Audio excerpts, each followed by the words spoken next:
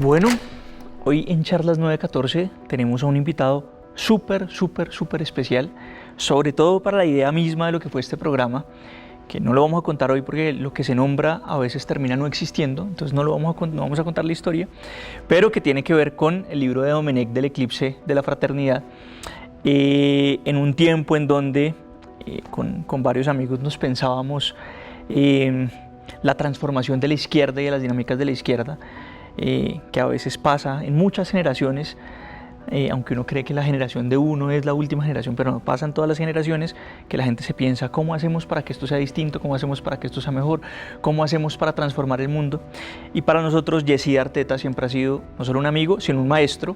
Creo que ha sido un maestro de muchos de nosotros durante esta generación de transformación de las lógicas de la transformación, llamémoslo así, como Boaventura, la transformación de la transformación, ¿no? Como dice Boaventura, de democratizar la revolución y revolucionar la democracia, más o menos las discusiones de ese tiempo. Entonces hoy tenemos a Jesse Arteta, que es un maestro en todo el sentido de la palabra, pero que ha tenido una de las vidas de película, en mi opinión, más impresionantes que se pueden narrar en la historia de Colombia.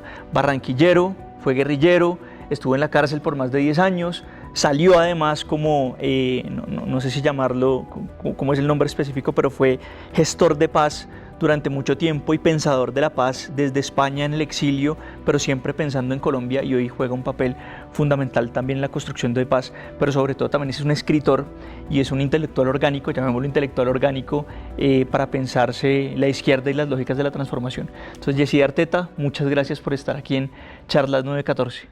Bueno, muchas gracias, Jairo. Me alegra mucho estar compartiendo contigo este espacio luego de haber compartido otro tipo de escenarios. Bueno, aquí estoy, atento a tus inquietudes. Vamos a hacer una conversación charladita y biográfica de una vida apasionante. Entonces vamos a empezar por Barranquilla, por la Barranquilla de los 60s, ¿cierto? Tú naciste en 1959, por esa Barranquilla de los 60s, por ese tiempo muy movido en una de las ciudades más importantes del país, pero también un poco a contrapelo. Entonces la idea es hablar primero de esa parte, niñez, infancia, adolescencia, y la parte vocacional de enamorarse de la política, de la revolución, de la transformación. Bueno, en realidad, si yo comparo la Barranquilla de hoy día con lo que fue la Barranquilla donde nací, donde ocurrió mi niñez y adolescencia y buena parte de lo que fue el periodo universitario, era una ciudad muy tranquila. Incluso esa frase que generalmente se ha acuñado del mejor vividero del mundo, realmente no es ahora, realmente era en el pasado, porque era el lugar donde prácticamente no ocurría absolutamente nada. Es decir, no absolutamente nada en términos de agresividad, en términos de violencia. Incluso creo que Gabriel García Márquez en alguna de sus reflexiones decía: Barranquilla es una ciudad sin historia, es decir, no hay un hito fundacional de la ciudad, sino que apareció en unos lugares, en unas barrancas. Por eso Gabo utiliza la expresión de las barrancas de San Nicolás, para no llamarla Barranquilla, que es un nombre un poquito no literario, podríamos llamarlo así.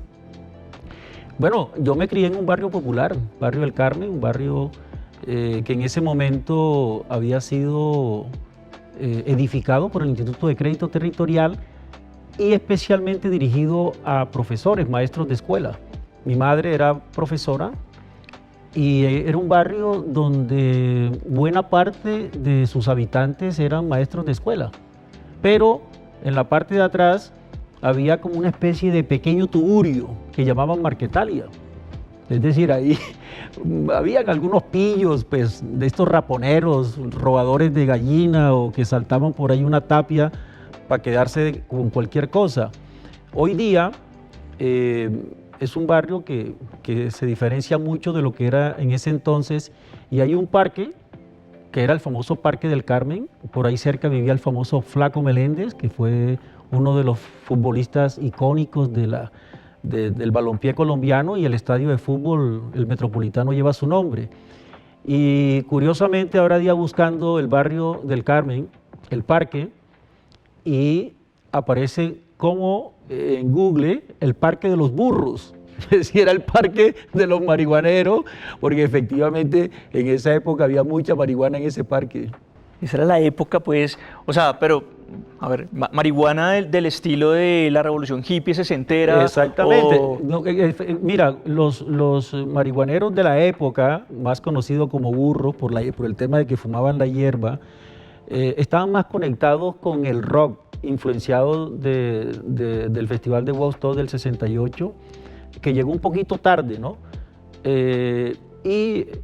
Uno de sus gurús en ese momento musical era Carlos Santana, pero también... con el CD Abraxas que sale en el 73, que después lo más bueno, en la icónico. época también de Samba Patí, Europa, etcétera, pero también influenciados con estos gurúes de las creencias que venían de la India. Entonces era una mezcla ahí bastante extraña. Bueno, yo crecí en ese barrio jugando boletrapo en la calle, muy inquieto, muy rebelde. Mi madre, pues, que era maestra, me reprendía muchísimo. Luego ingresé al colegio normal de varones, que era una institución regentada en ese momento por curas lasallistas, sacerdotes lasallistas, un colegio público. Ahí desarrollé mi bachillerato y ahí fue donde conocí los primeros militantes de izquierda, que no eran propiamente de la Juventud Comunista, sino influenciados por el maoísmo. Había un amigo, Camilo Cormane, y había otro amigo apellido Moreu, mira, uno apellido italiano y otro apellido francés, que eran estudiantes, eran compañeros, y ellos sí ya eran militantes de una organización maoísta. Ellos me atrajeron y luego con algunos familiares de la familia Arteta, que buena parte de ellos eran educadores, eran militantes del Partido Comunista, ellos fueron como atrayéndome como una especie de imán, y esa rebeldía que yo tenía, que era más como recocha, era el clásico chico recochero que la vacilaba, jodiendo por aquí y por allá, y yo creo que la Juventud Comunista lo que hace es coger esa rebeldía y me la encausa políticamente. Y desde ahí yo me convierto ya en un militante que va paulatinamente abandonando el barrio.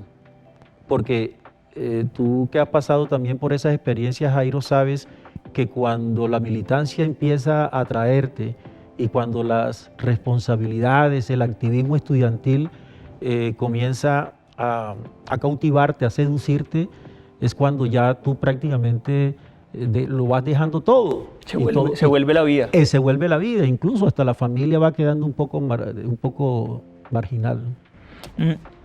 Quiero saber, porque además, bueno, es un tiempo particularmente convulso, lleno de recocheros, o sea, de rebeldes de ese tiempo en Barranquilla, pero ¿cuáles eran tanto maestros como personas? Porque bueno, era barrio de maestros, familia comunista, ¿cierto? Pero es todo digamos, el teatro de operaciones de esto es una cantidad de jóvenes que están igual entrando a organizaciones de izquierda, desde la Juventud Comunista, el maoísmo, etcétera, porque la época, un poco los vientos de la época van hacia allá, pero ¿cuáles eran esos compañeros, amigos, influencias, maestros que recuerdas de esos tiempos en Barranquilla? Bueno, mira que es una característica de los militantes de izquierda de la costa atlántica. Bueno, de los más descollantes, pues Jaime Bateman, ¿no? Que fue como uno de los fundadores del M-19, que fue la figura que imprimió ese estilo de desparpajo del M-19. Pero es muy propio Alfonso Yaqui, que también murió en la toma del Palacio de Justicia, José Antequera, militante de la Juventud Comunista, y un largo etcétera de dirigentes estudiantiles de la época. Muchos de ellos recalaron aquí a Bogotá posteriormente porque era tanta su capacidad, su convocatoria a nivel nacional, que se hacía una especie de cooptación. Es decir, esos cuadros, como llamábamos en esa época, que eran muy buenos en las zonas periféricas del país, eran traídos a la ciudad de Bogotá para reforzar las estructuras nacionales, en este caso de la Juventud Comunista. Pero era una militancia que combinaba, cuando yo hablo de ese desparpajo, es porque es una militancia que mantiene ese estilo muy caribeño. De hecho, mira, te pongo un ejemplo, yo estoy como en varios grupos de WhatsApp, en uno porque, bueno, me han metido casi como a regañadientes otros porque quiero estar allí. Y una diferencia, estoy en un grupo de WhatsApp de Barranquilla y otros grupos que están aquí en el interior, otros en el exterior, pero ese grupo de WhatsApp de Barranquilla, que todos fueron militantes de izquierda, cuando llega el día viernes ponen en música. Es decir, prácticamente a partir del viernes como que hacen un corte, como diciendo, bueno, llegamos al viernes y ya aquí lo que es la política, la coyuntura, todos estos análisis pasan a un segundo plano y ahora viene es a poner la música. ¿Te acuerdas de ese disco de Richie Ray? Mira, ¿te acuerdas esos tumbados? Entonces, eso muestra un poco las características, el talante del militante del Caribe. Sí, la verdadera revolución es la alegría y pues el estilo de Bateman y el que le imprimió al M es un poco el estilo de carnaval, de alegría, la idea del sancocho nacional, de no tomárselo demasiado en serio, pese a que en eso se iba la vida, o sea... De hecho, mira, a nosotros cuando yo estaba estudiando, yo era representante estudiantil al Consejo Directivo de la Universidad Libre y a nosotros nos expulsaron, creo que fue como en el año 82, algo así. Y nos tomamos la universidad pues con el deseo de que nos reincorporaran. Primero nos votaron 11, después pasamos a 44 expulsados. A final de cuentas, en la conciliatura, en la Universidad Libre de UAC, había como dos sectores. En última, ese sector turballista, cuyo cuyo abuelo, del que es ahora candidato del Centro Democrático, nosotros en un momento vimos que en Barranquilla ya prácticamente la pelea estaba perdida. Entonces nos vinimos en tren, más o menos como unos 50, 60 estudiantes de la Universidad Libre, y nos estacionamos aquí en un estudio del barrio Teusaquillo, que era, no sé si era un estudio donde hacían películas porno o qué, porque eso era algo que realmente, me decía, pero esto unos estudios bastante extraños, y ahí nos hospedamos casi como 30, ¿ya? Y ese lugar fue un relajo, porque relajo en el sentido de la bulla, el ruido, es decir, ahí habíamos todos, dirigentes muy curtidos, con mucha responsabilidad, pero también manteníamos ese ritmo muy, muy caribeño. Fue en esa época cuando nos tomamos la Torre del ISFES, ahí en la tercera y también el Bosque Popular. El Bosque Popular, en esa época nos apoyamos con varios dirigentes estudiantiles de la Universidad Libre y profesores, entre esos Ernesto Amezquita, que fue un defensor de presos políticos, etc. Una vaina que siempre llama mucho la atención entender y nunca se entiende por completo porque no se entiende sino lo que se vive, pero es el espíritu de ese momento, porque entonces Barranquilla, esta militancia, el barrio de maestros, el carnaval, las tomas, esta idea de pues vamos a cambiar el mundo y es posible y están las condiciones dadas, y el paso a la vida guerrillera. ¿Cómo es ese momento? ¿Cuál es la anécdota de la decisión y del ingreso? Bueno, digamos, hay un momento en que yo dije, ya estoy un poco harto del movimiento estudiantil, porque eso siempre es como tú que fuiste dirigente estudiantil aquí en la Universidad Nacional lo sabes muy bien, como que tiene como un ciclo, como un guión, ya. Hay un momento en que arranca la chispa, esa chispa, como decía Mao, enciende la pradera, hay un momento de plenitud, se logra el éxtasis, pero luego siempre esos movimientos tienen una tendencia a ir claudicando porque las reivindicaciones muchas veces no se logran, porque la parte con la que tú estás negociando simple y llanamente lo que quiere es ganar tiempo, simplemente trata como de desmovilizarte a base de una serie de negociaciones extendidas en el tiempo, y finalmente el sentido común se impone, y el sentido común es que, bueno, tenemos que volver a las aulas. Y el movimiento estudiantil es generacional. Exactamente. Entonces siempre es de la acción y a veces se logran algunas cosas, pero siempre pues no quieres tomarse el cielo por asalto. Claro, ¿cierto? y entonces en ese momento es cuando, claro, había como una efervescencia del tema de la lucha armada. Ahora pues obviamente es un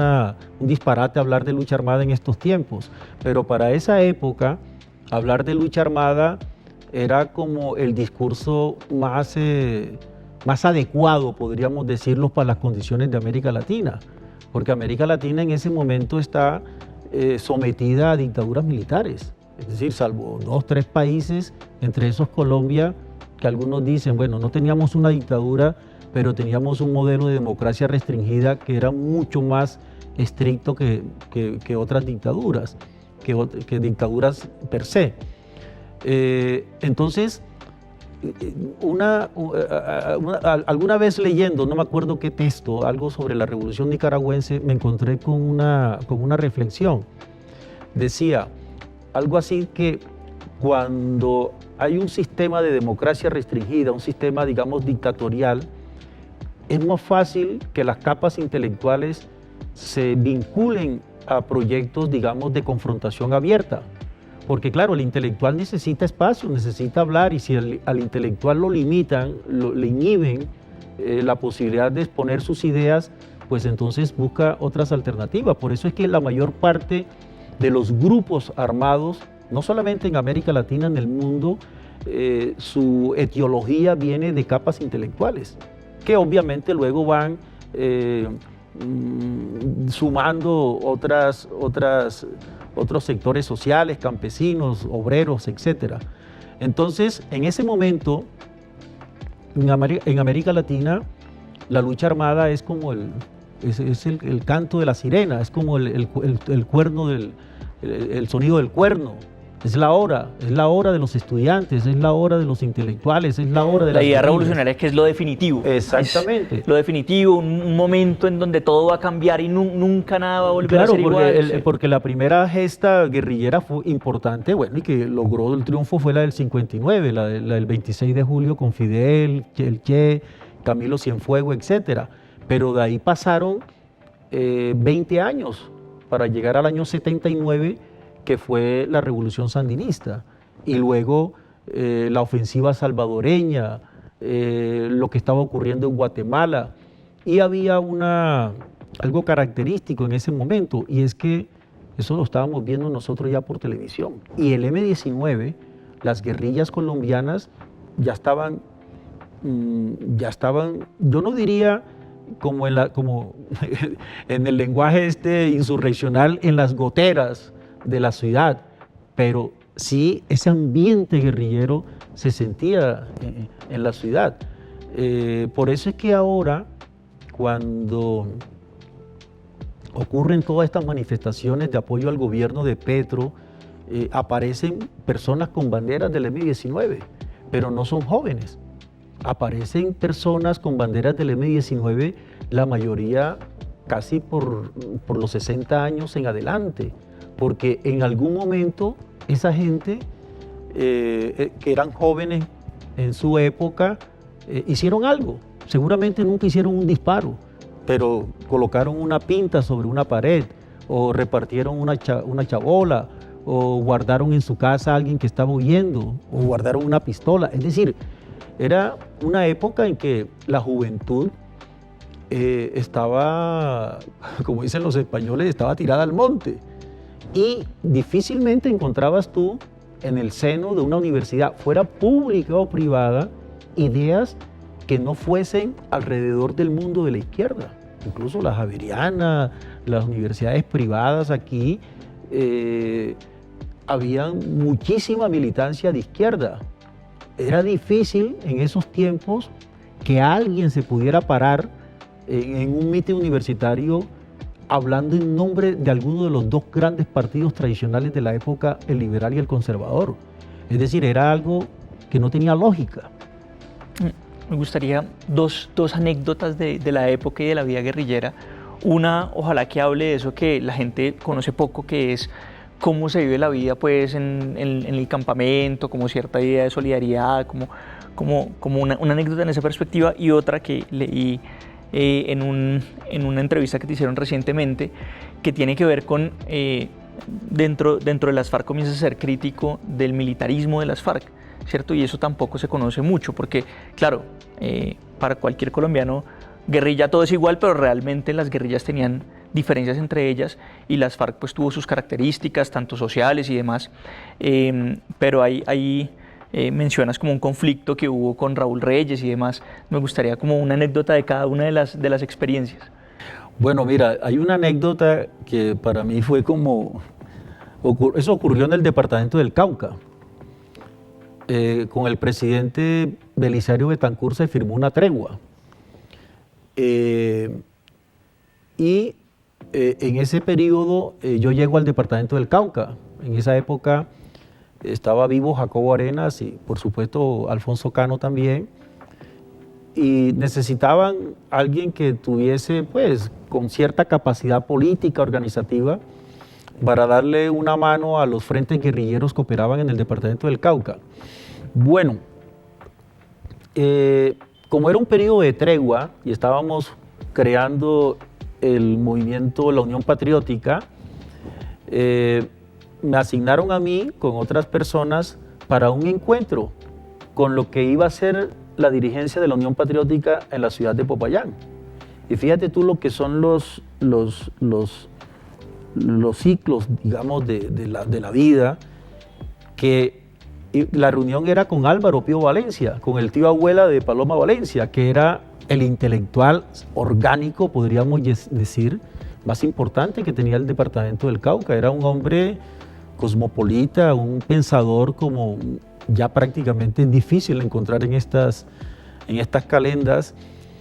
Y bueno, veníamos aproximadamente unos 8 guerrilleros en un Nissan Patrol.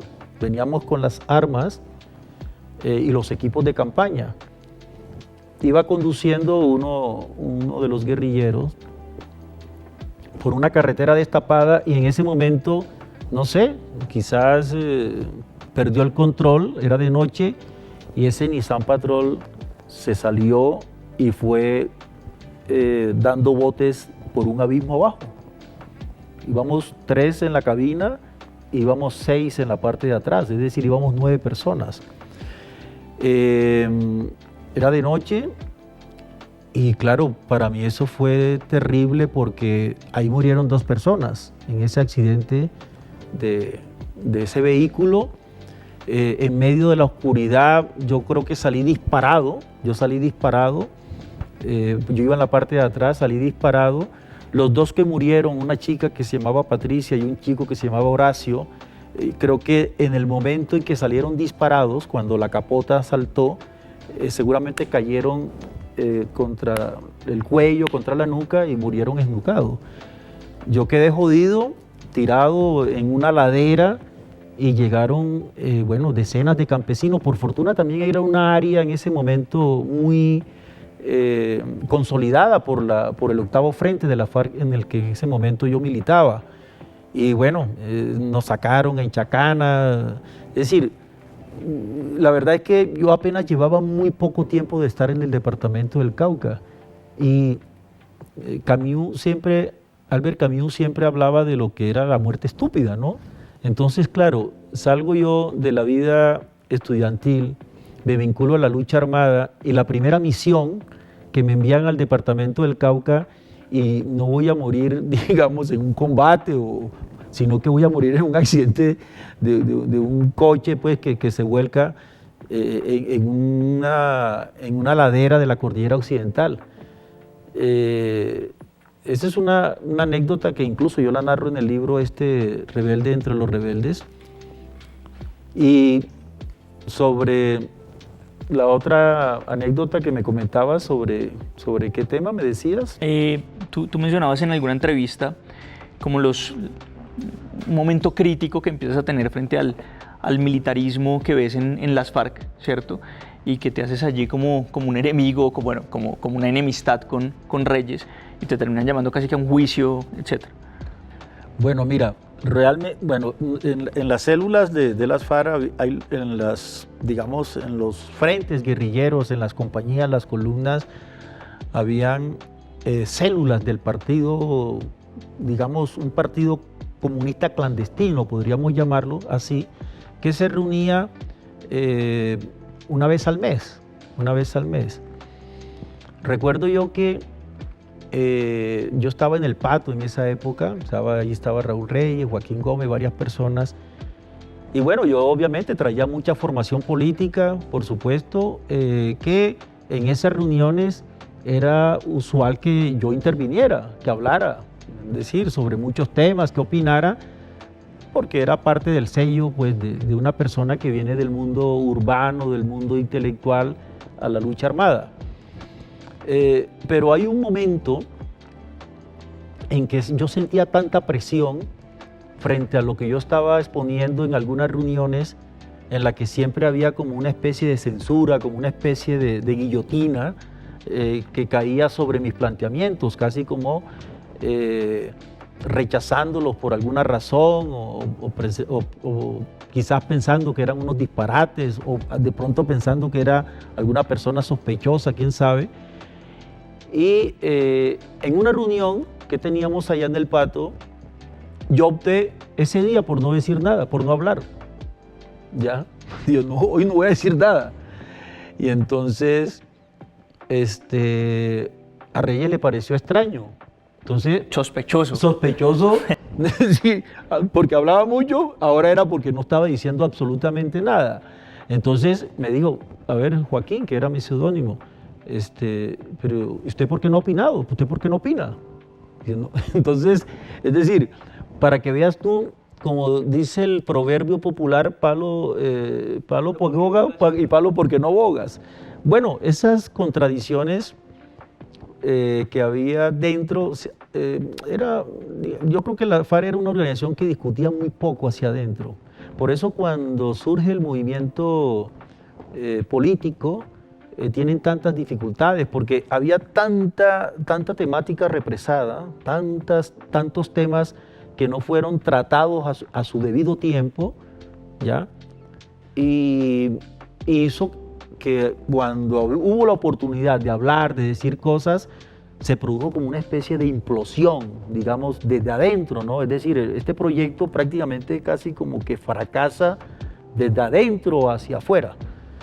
Entonces creo que eso eran como las características de la organización en su momento. Yo creo que las FARC tuvo momentos muy buenos, muy interesantes, que partieron desde la propia resistencia de Marquetalia, más aún cuando surgió el proyecto de la Unión Patriótica. Yo creo que hasta ese momento las FARC es una organización seria, es una organización que tiene un capital político, a pesar de que no era muy grande y con una estructura militar no de las características de las que fue después, pero tenía mucha influencia política.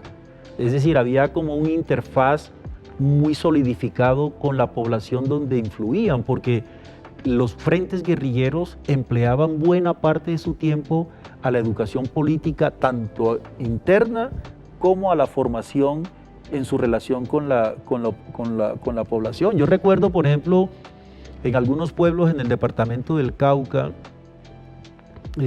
como el Patía, en la zona del Patía, que acabábamos una reunión. Nosotros en esa época, te estoy hablando como a mediados de los años 80, no teníamos uniformes así completos, sino que éramos muy guerrilleros en realidad. Es decir, yo por ejemplo llevaba un blue jean con unas botas de esas de trabajador amarillos, y llevaba una camisa de policía, un arma corta, y al final de las reuniones yo recuerdo que yo me quitaba la gorra y hacíamos una colecta, que eran monedas en realidad. Entonces, ahí se notaba que la guerrilla en ese momento se parecía mucho a la población. Es decir, la gente también nos veía que nosotros llevábamos una vida bastante sufrida, con muchas dificultades, es decir, realmente comíamos mal, caminábamos mucho, cargábamos mucho, nos enfermábamos mucho. Entonces, digamos, eso yo creo que le daba como un sustrato muy importante y una solidaridad, y también porque las estructuras guerrilleras se vinculaban en faenas de ayuda al campesinado. Por ejemplo, te pongo un caso, se llegaba a un rancho donde un campesino que tiene su mujer, tiene 2, 3 pequeños, y tiene un trapiche de caña, de estos que se mueven mecánicamente con una bestia, con un caballo, una mula.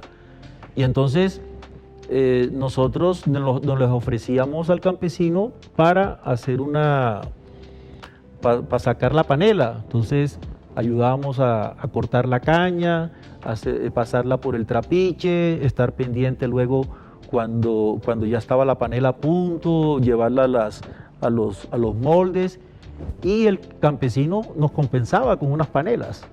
O por ejemplo le ayudábamos a limpiar un potrero, o limpiar una cementera, una platanera, un yucal. Entonces yo veo que para ese entonces la guerrilla sí tenía mucho reconocimiento. Por eso cuando la gente hace esos comparativos y vas a algunas zonas, los más antiguos dicen, no, es que la guerrilla de ahora no se parece a la de antes. Ese es un comentario que yo escucho de manera reiterativa cuando voy a las zonas en las que ahora estamos en este proceso de negociación. Llega un momento que va a ser, digamos, particularmente interesante, aunque muy difícil en la vida tuya, que es la cárcel, ¿cierto? A partir del año, si mal no estoy, 1996. Y ahí hay una cantidad de reflexiones que seguramente ya venías haciendo desde la vida guerrillera alrededor de la guerra misma, ¿cierto? Y no solo te conviertes en un hombre de paz, sino que hay una buena fama de que en la cárcel lograron construir inclusive procesos de paz, porque esta es la época más difícil de la historia de la cárcel colombiana, la cárcel que ya es de por sí es una institución muy difícil y muy difícil de comprender también. Pero hay una cantidad de conflictividades allí que ustedes van manejando, logran manejar, pero además es una época en donde tienes una producción prolífica de libros supremamente interesantes. Primero, ¿qué reflexiones hiciste en esa época de la cárcel sobre la guerra? ¿Cómo fue ese proceso inicial? No sé cómo es el proceso de la cárcel, pero supongo que la primera etapa tiene que ser muy difícil, de estar allí, de acoplarse, de sentir una cantidad de cosas.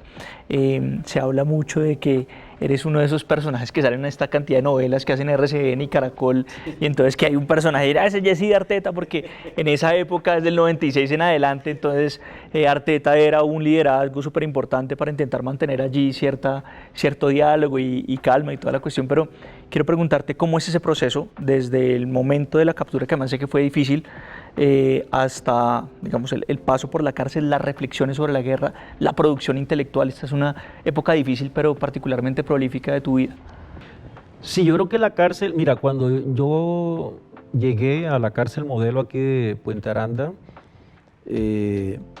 para mí, fíjate tú, fue como, esos primeros días fueron como un periodo de descanso en realidad, porque a final de cuentas la vida guerrillera trae muchas privaciones, es decir, no es una vida fácil, es una vida también muy dura, y siempre tienes que estar cumpliendo tareas, y siempre son tareas físicas, no son tareas intelectuales, sino que son tareas físicas: traer la leña, rajar la leña, pagar la guardia, cavar la trinchera, cargar los suministros.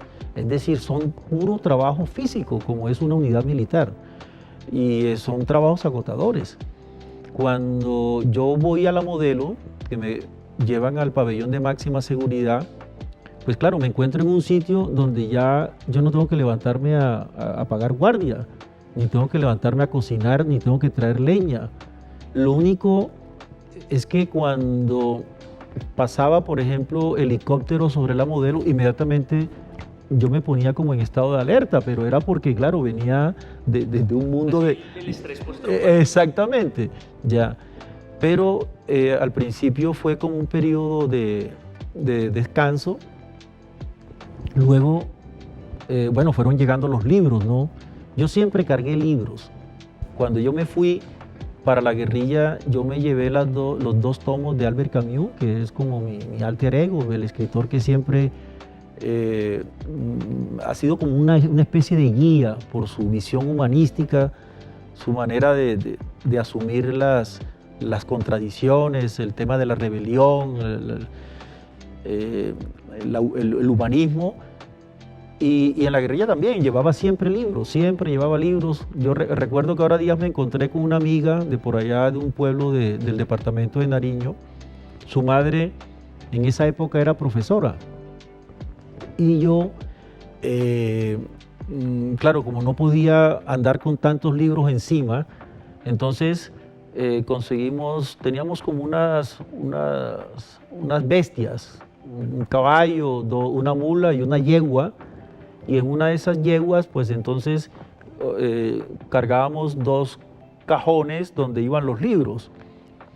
Y cuando íbamos a organizar un campamento, especialmente a finales de año, pues ahí teníamos los libros.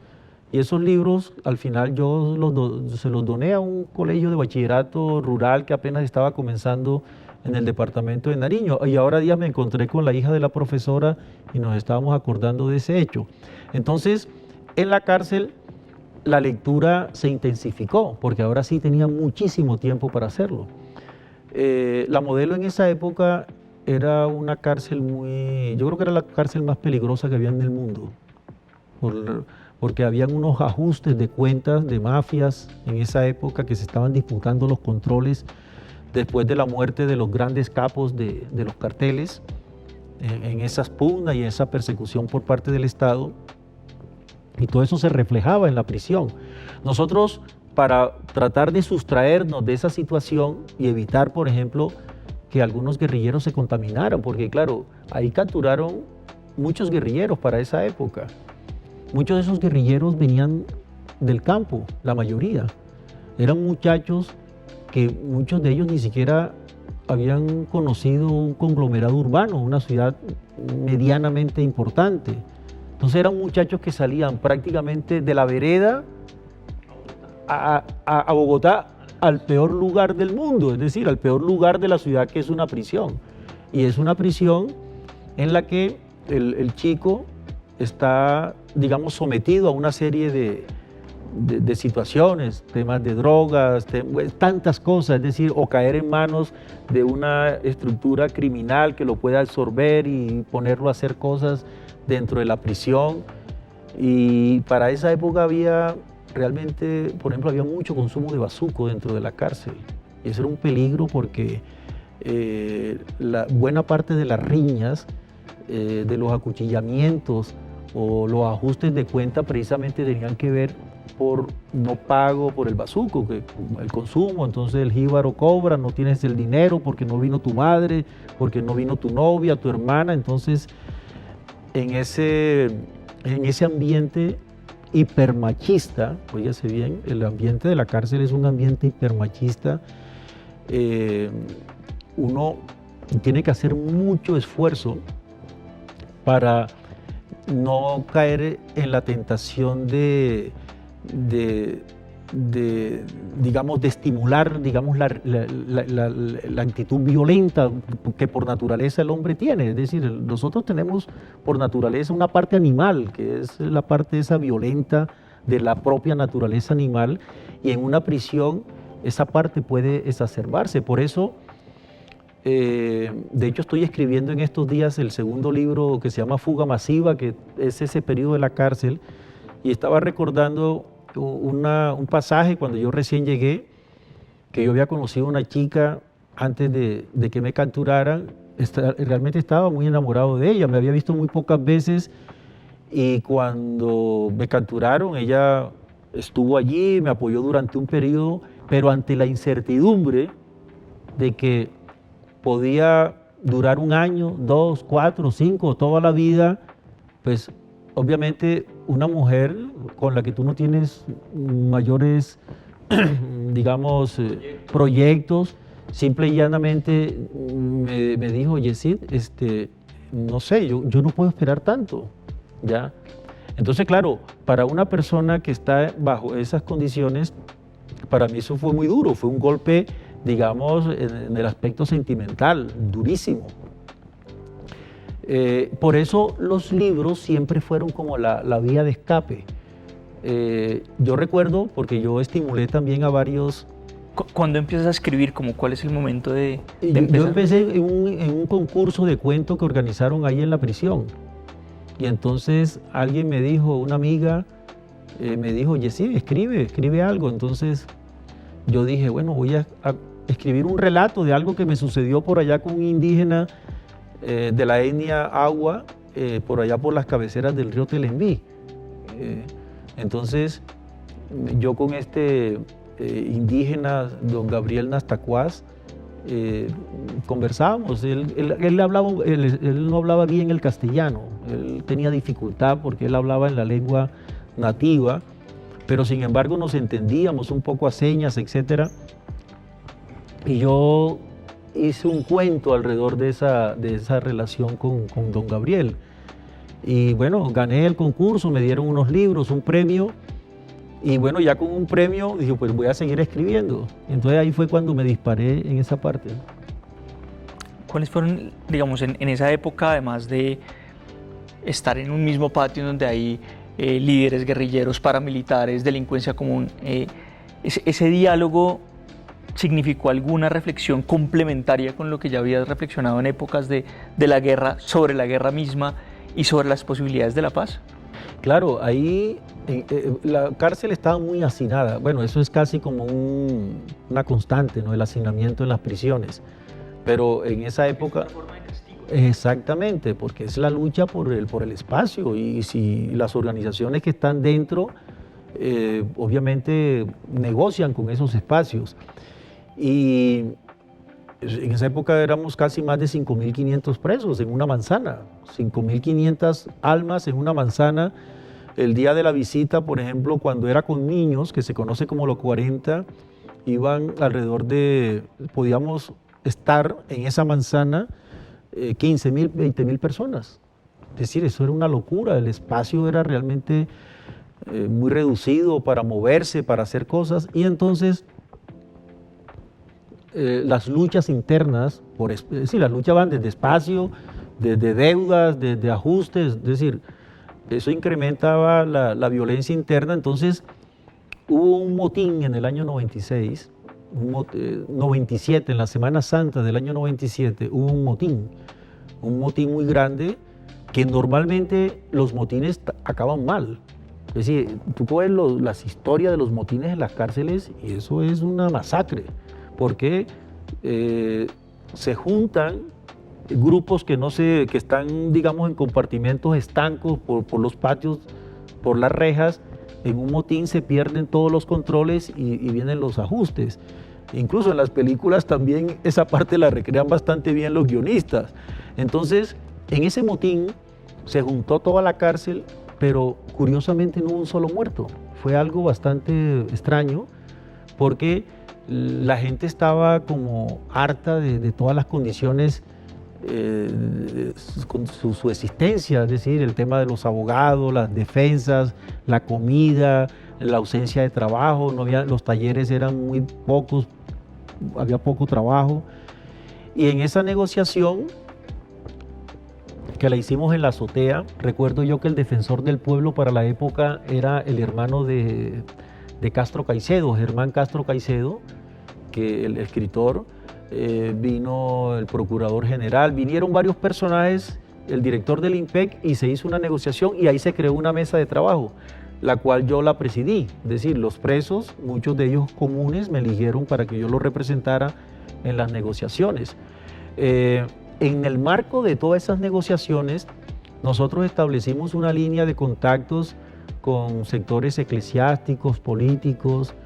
Mira, allá dentro de ese trabajo, algunas veces de desarme, otras veces de acuerdos en los patios para reducción de la violencia, participó Antanas Mockus, Gustavo Petro, que en esa época estaba haciendo sus pininos en la política, participó el padre Darío Echeverry, incluso grupos de senadores y representantes a la Cámara, Sergio Cabrera, que era representante a la Cámara y luego ahora está como embajador en la China, Edgar Perea, Piedad Córdoba, Claudia Blum.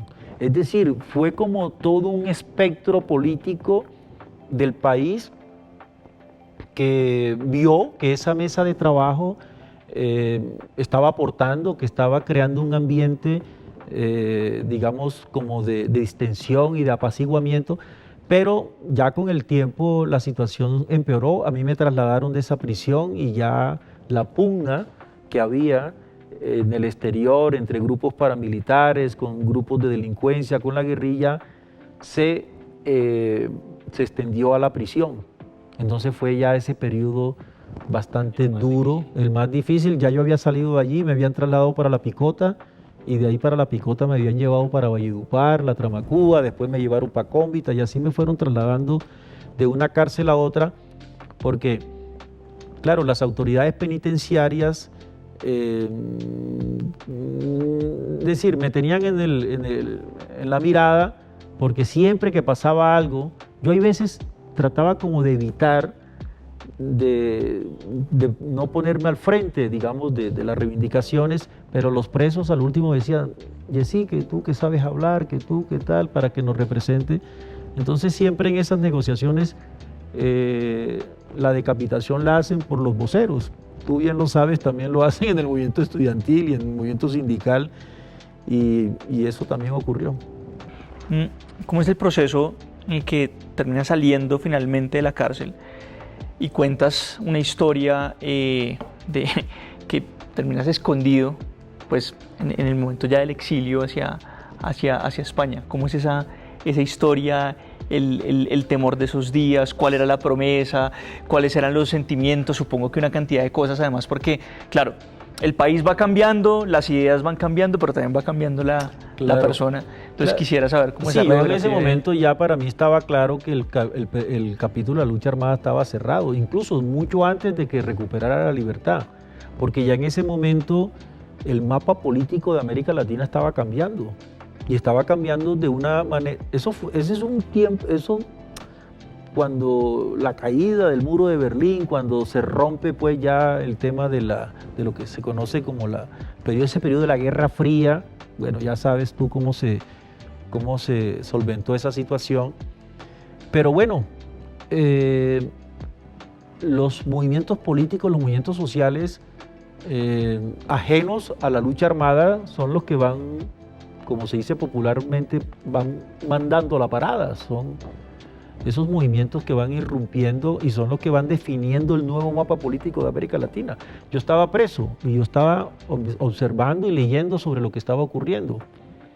Yo me tocó meter una tutela. Para eso algunas veces sirve la tutela, en la cárcel sirve mucho la tutela. En ese momento yo estaba en un calabozo en la penitenciaría de Doña Juana, en La Dorada Caldas. Y entonces, claro, me sacaban 1 hora al sol, nada más. Me sacaban solo a un patio pequeño, pero 23 horas me la pasaba ahí dentro. Entonces, yo puse una tutela en el sentido de que, bueno, claro, ahí tú no puedes tener radio, ni hay televisor, no hay nada. Es decir, solamente lectura, ¿ya? Y a cierta hora te apagan la luz. Entonces, claro, ya desde las 8 de la noche hasta las 6 de la mañana que amanece, quedas tú a oscuras, prácticamente sin saber qué hacer. Ahí es cuando la mente puede muchas veces colapsar. Yo ahí, por ejemplo, lo que muchas veces utilizaba era que me hacía un poco hacia la reja, y por el pasillo central la luz, que era tenue, deficitaria, entraba y formaba un pequeño triangulito, un triángulo pequeño de luz tenue, y ahí era donde yo me acercaba para poder leer hasta que me quedaba dormido, porque es decir, desde las 8 de la noche hasta las 5 de la mañana son horas allí, y que en la cárcel se duerme muy poco en realidad. Entonces, te decía que ahí en la cárcel La Dorada, fueron periodos en los que yo prácticamente me dediqué a leer y leía. Yo hay veces me leía un libro al día, libros de 200 páginas. Y entonces llegué a un momento en que le pedí a la dirección, a través de una petición, de que me permitieran ingresar el periódico del día. ¿Ya? Es decir, el periódico del día. Entonces, pues el director en ese momento dijo que no, Yo dije, bueno, pero es el derecho a la información. Yo no tengo radio aquí, no tengo televisión, no se puede tener reloj. Es decir, no sé qué está pasando en el mundo. Entonces, interpuse una tutela y la gané. Y entonces el director envió al oficial de servicio allí para ver cómo hacíamos. Y dice, no, pues yo obviamente van a pagar el periódico, mi familia, etcétera. Entonces, como en esa época no había el tema de suscripciones como hay ahora, etcétera, entonces la fórmula que consiguieron era que un guardián compraba el periódico El Tiempo ahí en el pueblo de La Dorada, cuando iba entrando, y me lo llevaban. Me entregaban el periódico y yo tenía que devolverlo. Ya al final del día o al día siguiente tenía que entregar ese periódico, porque, bueno, con el periódico se puede hacer fuego, es decir, todas estas historias que pueden surgir. Entonces, me pasó lo siguiente, porque resulta que yo leía el periódico El Tiempo de cabo a rabo, es decir, yo leía hasta los clasificados, es que no tenía más nada que hacer. Y yo estaba muy informado de lo que estaba pasando en el país, pero al detalle, porque me estaba enterando de todo. Entonces, cuando salí, resulta que yo tenía mucha información, más de las personas que estaban por fuera. Y decía, oye, pero tú ¿por qué estás hablando de esto? Y yo, no, pues que eso lo he leído yo. Entonces, pero fíjate tú, tenía una información, una realidad de periódico. Es decir, la realidad para mí era la del periódico. Entonces, cuando salí, yo veía que estaba un poco fuera de contexto de la realidad, porque me había pasado como 13, 14 años en el monte, casi un cuarto de siglo entre la guerrilla y la cárcel. Entonces, cuando salgo, claro, todo se ha transformado, hasta la forma de vestir. Y se ha transformado de tal manera que hay una serie de pequeños avances de los cuales yo sé que existen, pero no sé cómo funcionan. Por ejemplo, un cajero automático, para ponerte un ejemplo. Entonces, claro, yo sabía que existían los cajeros automáticos, pero no tenía ni idea cómo funcionaba. Y así muchísimas cosas. Y sobre todo el ruido. El ruido, porque en una cárcel, bueno, salvo cuando hay los gritos y las cosas así, pero en general hay mucho silencio. Entonces, cuando tú llegas a una ciudad como Bogotá, el ruido se vuelve insoportable. Entonces, llegas a un momento en que te cansa. Yo me cansaba muy rápido los primeros días, pero también el tema visual, porque en la cárcel tú estás, aquí hay un muro, acá hay otro muro, es decir, la visión a distancia se pierde. Entonces, claro, tú llegas y empiezas, te subes a un edificio y miras, te da como una especie de vértigo, como una especie de mareo. Todo eso, digamos, es un periodo de adaptación. Yo recuerdo cuando viajé de aquí a Barcelona, que estaba en la ciudad de Barcelona, yo estaba en un barrio allá que es el barrio La Barceloneta, es un arrabal ahí de pescadores, un barrio muy popular ahora es un barrio pues de turismo, de moda, pero en esa época era un barrio popular. Y yo me asenté en ese barrio y entonces llegaban el servicio de recolección de basura, que es con sistemas de contenedores, es decir, el que iba a implementar aquí Petro y lo sabotearon. Eso allá existe desde hace décadas. Entonces, yo hay veces salía a la calle y me paraba a mirar todo ese procedimiento, porque es que estaba tan desadaptado del mundo real, ya, que todas esas operaciones mecánicas que yo sabía que existían, pero que no sabía cómo realmente se llevaban a la práctica. Entonces, y lo otro es que también tú al principio tienes sueños reiterativos. Por ejemplo, yo estando todavía allá en Barcelona, yo tenía muchos sueños reiterativos, sueños asociados a la guerra o sueños asociados a la prisión, ¿ya? Son sueños disparatados, como todo sueño, pero que al fin y al cabo estaban ahí de forma como constante cada cierto tiempo. Pero yo creo que el tiempo se encarga de ir filtrando todo eso e ir digamos, dejando todo atrás, ¿ya? Porque ya te encuentras con otras circunstancias, te encuentras con personas que no están asociadas al mundo de la violencia, te encuentras, no sé, tienes una novia que está en otro mundo, que está con otra visión de la realidad.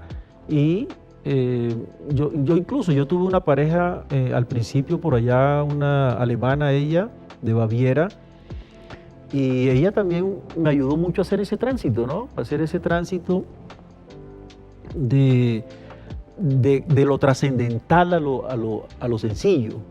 Porque cuando tú has militado en una organización maximalista, cuando has estado en una organización guerrillera cuyo propósito es la toma del poder por la vía insurreccional, tú piensas siempre en función del maximalismo, de lo trascendental, cuando en realidad la vida está compuesta por una serie de hechos muy simples de la cotidianidad. Y ella fue la que se encargó de bajarme de esa trascendentalidad al mundo corriente, a lo cotidiano. Extraordinario. Esa época además pues en Cataluña, que es la época de participar en el Instituto de Paz y estar allí escribiendo, produciendo sobre eso, hablando de lo que has aprendido sobre la guerra para construir la paz, ¿cierto? Y sobre, pues obviamente la no vigencia hace ya mucho tiempo de la lucha armada y demás.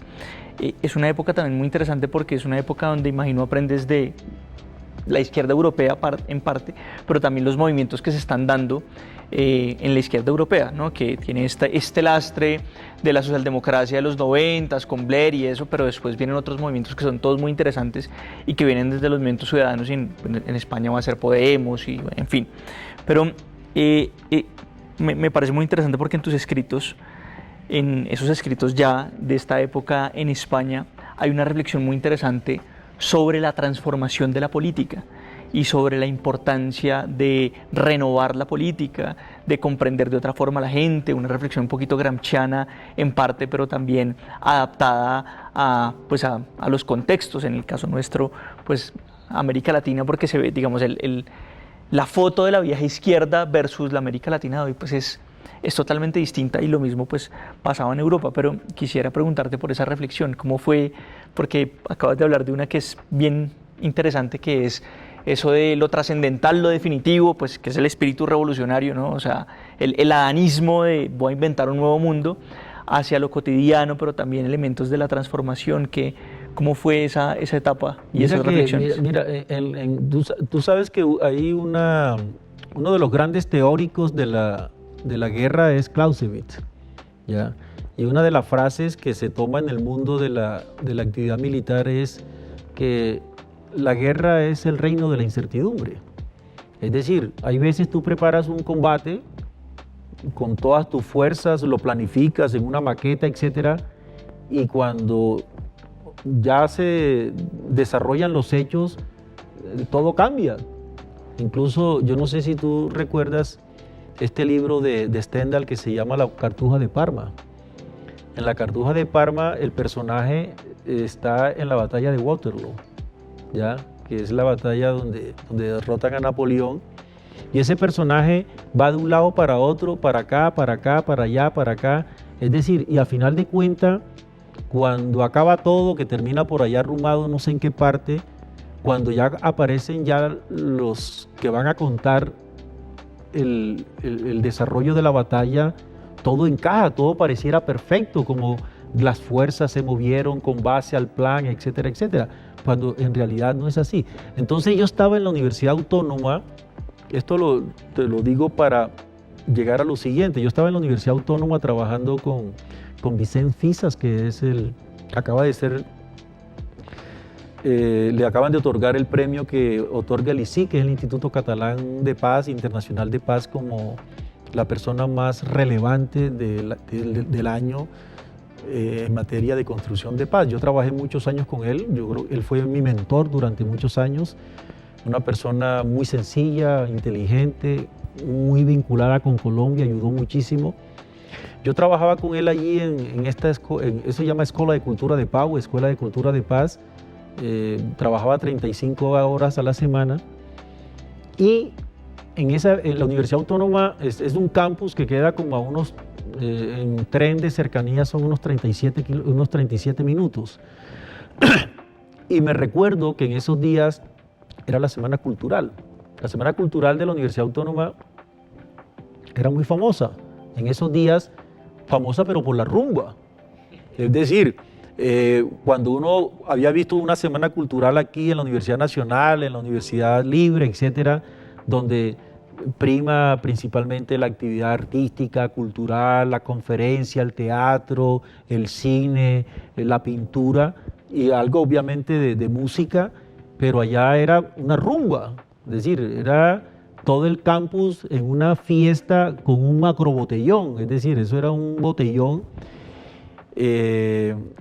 Al día siguiente de la rumba, entonces, el reporte son 100 estudiantes que han tenido que ser trasladados en ambulancia por coma etílico.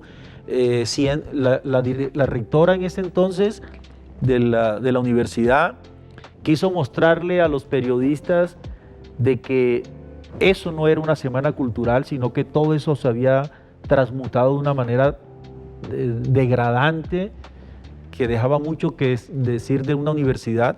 Entonces, cuando acababa la rumba, la rectora no envió a los equipos de limpieza y fue a los periodistas para que vieran cómo había quedado el campus universitario después de un macrobotellón. Entonces había condones por allá tirados, botellas de vodka, de alcohol, gente, es decir, entonces yo pensaba para mis adentros, digo, de aquí no va a salir nada. De esta generación no va a ocurrir absolutamente nada. Entonces, ahí es donde yo te digo que la política y el desarrollo de la lucha social es el reino de la incertidumbre. A las pocas semanas estalló el 15M. Y esos mismos estudiantes se convirtieron en protagonistas de lo que ha sido el movimiento estudiantil más importante en la historia de España y la creación de ese proyecto político que cambió la correlación de fuerzas a nivel de la política española. Entonces, yo dije, claro, la política, ya, los movimientos muchas veces no obedecen a unas directrices y a unas organicidades ni a unos planes, sino que hay un elemento de espontaneidad que de pronto se juntan una serie de factores y hay una chispa y todo estalla. Mira, por ejemplo, ahora se está presentando el tema de la vivienda, de los jóvenes que están reclamando vivienda, y ya son manifestaciones de 20, 30 mil estudiantes en las ciudades españolas. Entonces, tuve la fortuna de estar en el 15M, conocer al detalle cómo surgió ese movimiento en la Plaza Cataluña, en la universidad, los debates. Estuve en el segundo congreso de Podemos, en Vista Alegre 2, como llamaron eso. Vi todo el proceso también de Syriza en Grecia, de cómo todo ese debate sobre la deuda griega. En ese momento, por algunas circunstancias, fui a Atenas, vi todas esas manifestaciones, los anarquistas, que son una fuerza muy importante en ciudades como Atenas. Luego pasé a Bolonia, vi todo lo que era una ciudad universitaria metida en lo que es digamos, este resplandor estudiantil.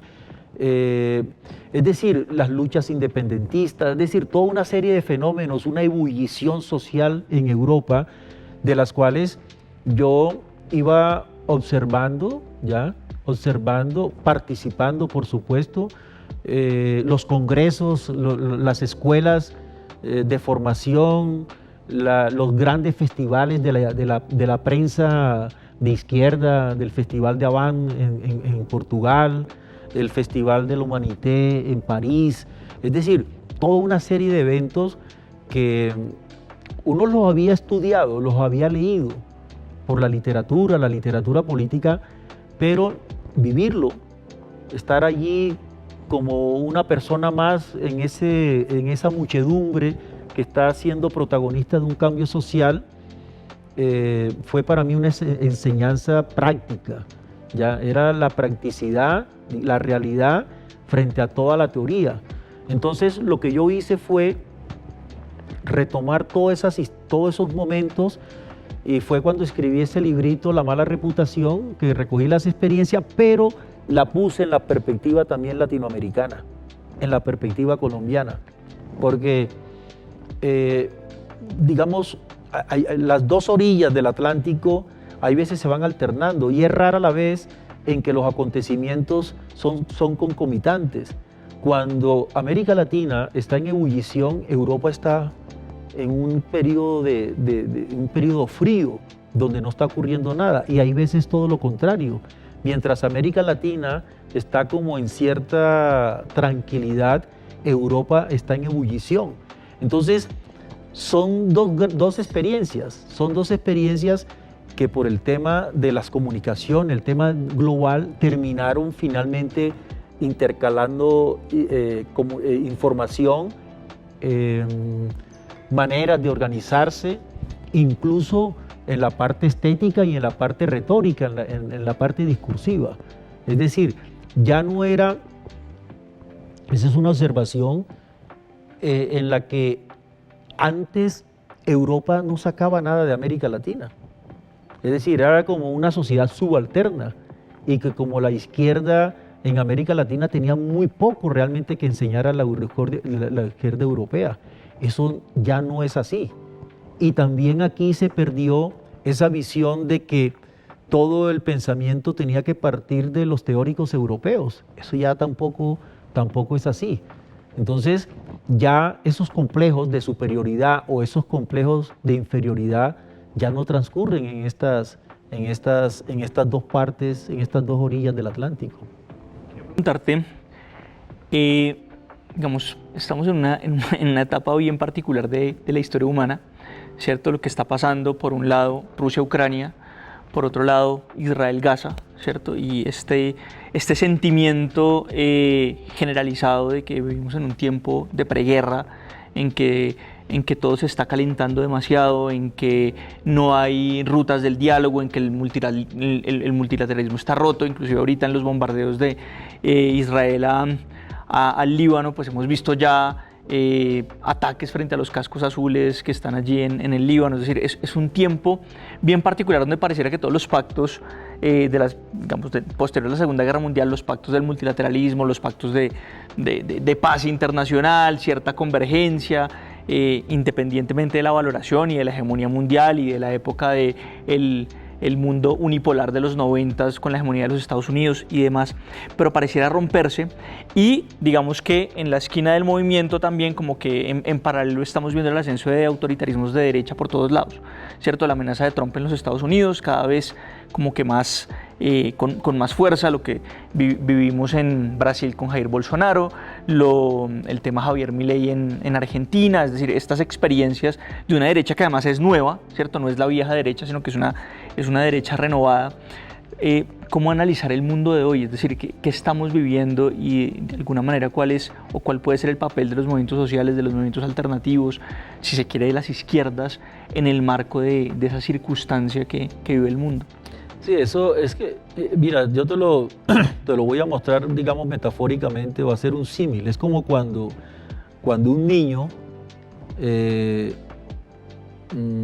llega a su fase adolescente y comienza a crecer, y la madre insiste en ponerle la ropa pues de cuando era niño, es decir, ya ya es una ropa ajustada, ya su cuerpo ha crecido de tal manera que esa ropa le queda muy estrecha.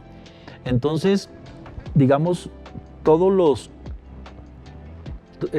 la geopolítica, los soviéticos en esa época hablaban de mapa político mundial, ha cambiado de manera sustancial. Las economías también han cambiado, digamos, de donde están los motores económicos principalmente. La decadencia de Alemania, por ejemplo, es notoria. El crecimiento de los países del área asiática. En América Latina también tenemos economías que también emergentes, el caso de Brasil, etc. Hay una realidad que ya no se ajusta a la manera como Occidente organizó las relaciones de este mundo, de este planeta.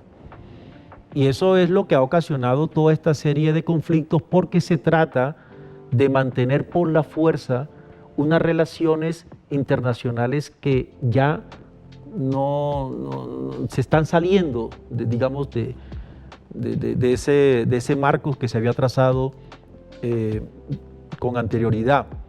Ahora, el mundo, digamos, la acción política, el mapa político es cambiante. Es decir, hay momentos en que, para llamarlo en el lenguaje leninista de la época, la vanguardia puede estar en los movimientos de la derecha, pero también eso puede cambiar.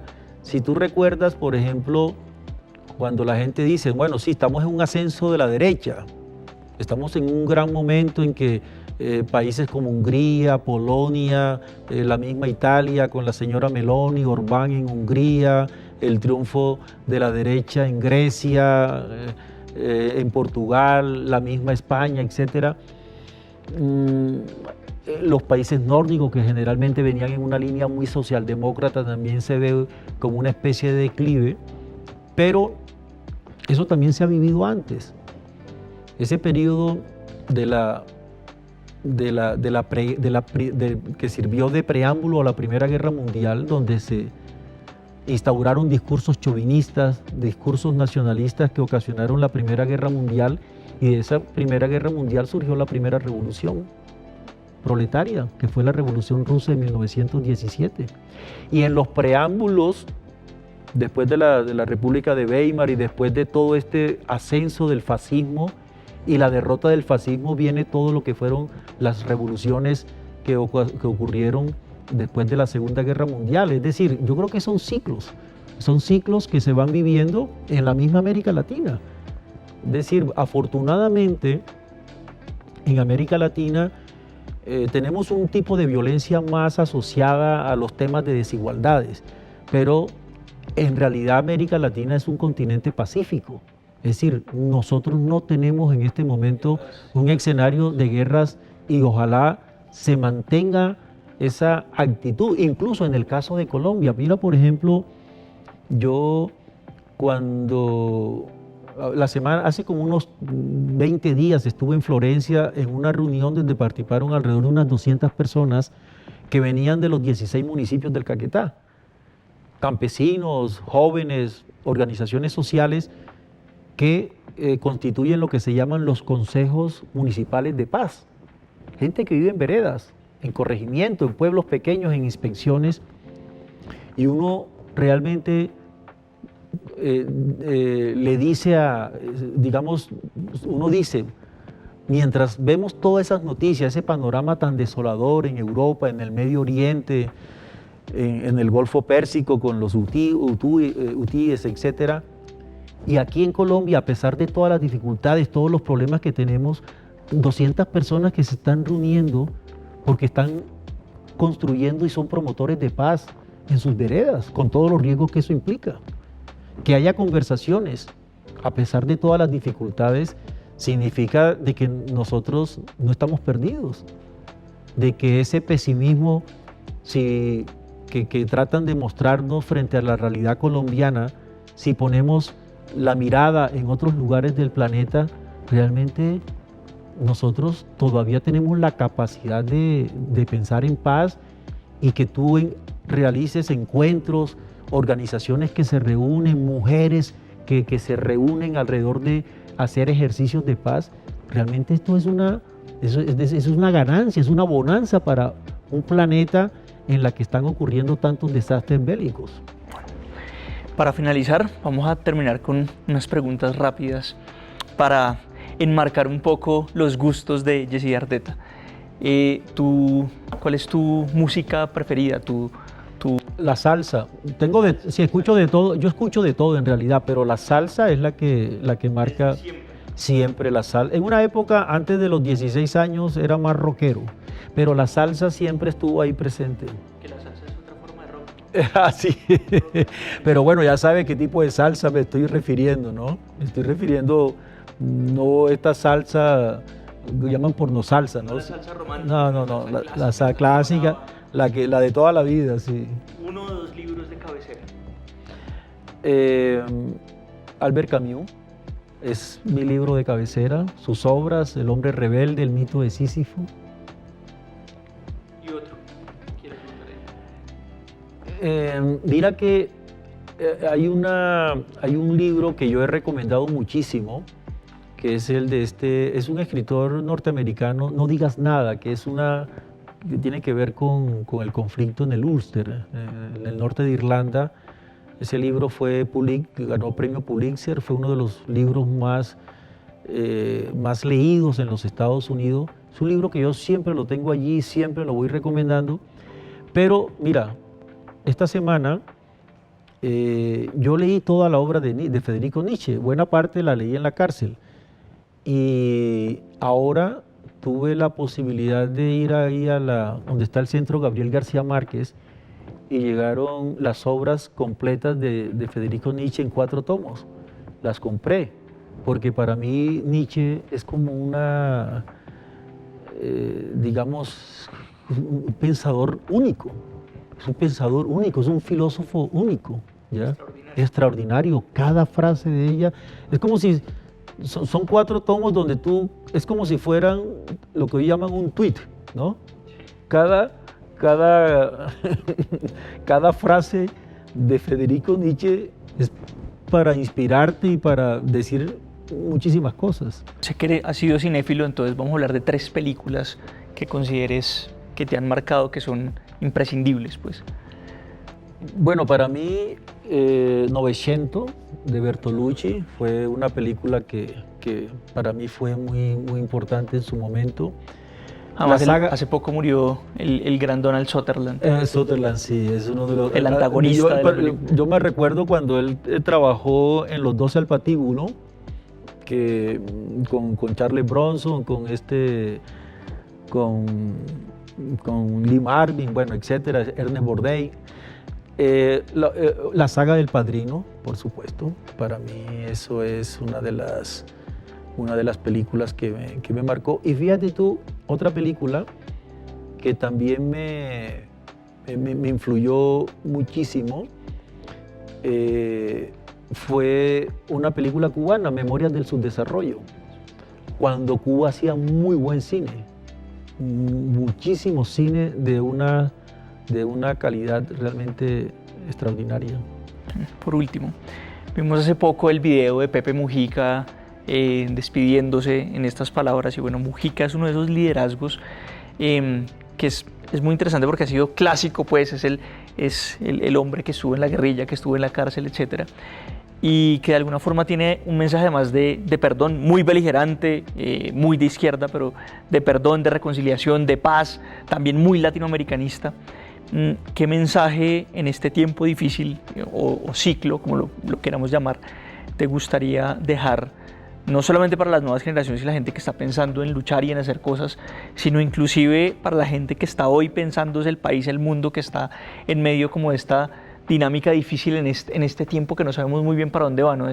Harari dice que este es un tiempo en donde uno no puede dar consejos porque el principio de incertidumbre está casi que está más acentuado que en cualquier otro tiempo, que hace 500 años uno podía decirle al hijo, usted va a ser zapatero porque yo soy zapatero y este cuento, pero que hoy no sabemos decirle a nadie, oiga, estudie tal cosa porque se va a hacer rico o haga tal cosa.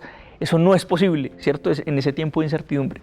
Pero ¿cuál es ese mensaje de esperanza en medio del momento convulso y de la revolución tecnológica que vivimos? Creo que esto lo habíamos conversado una vez que nos encontramos por aquí en una calle de Bogotá y que nos fuimos caminando. Yo no sé si eso sería un consejo, pero yo creo que lo que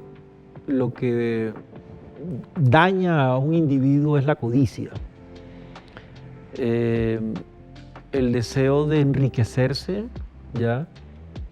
Y esa codicia es lo que te corrompe, es lo que te lleva a corromperte.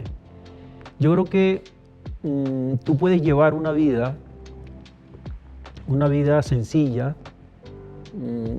decorosa, austera, en la que no necesitas muchas cosas para poder vivir. Cuando tú estás pensando... Para ser feliz. Sí, para estar tranquilo. Este concepto que tienen los daneses, creo que se llama hage, que es como disfrutar de las cosas pequeñas.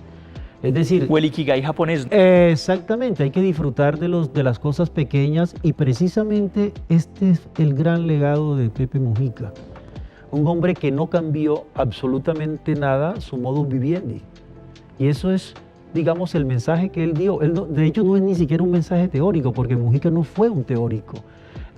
Fue un hombre existencial y que simplemente su manera de vivir, de asumir el rol como presidente de la República y cómo nunca se le fueron los humos a la cabeza, es lo que hoy día le permitió mantener ese legado y ese respeto tanto tirios como troyanos. Es decir, ese es un hombre respetable en su país y en el mundo por toda persona, independientemente en el marco político en que te encuentres. Entonces, la verdad es que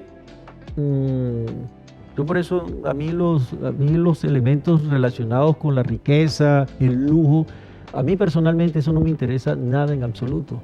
Yo creo que vivir una vida sencilla es lo que te permite, digamos, sobrevivir en un mundo cada vez más convulsionado y en un mundo donde solamente piensas es en consumir y pasarte la vida en un centro comercial. Yessi Arteta, muchas gracias por esta entrevista. Bueno, muchas gracias, Jairo. Gracias, hermano. Okay.